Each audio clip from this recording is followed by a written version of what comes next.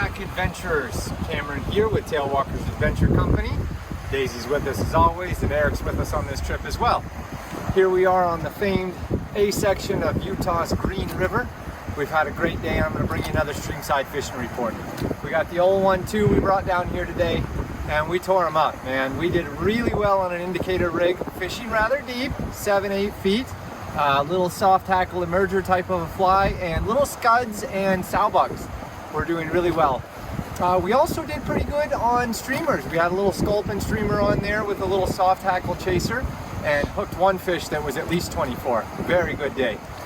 Really enjoyed it. It is April 6th, Wednesday. I don't know what day. Tuesday. It's April 6th. Yeah. It's Wednesday. Yeah, that's right.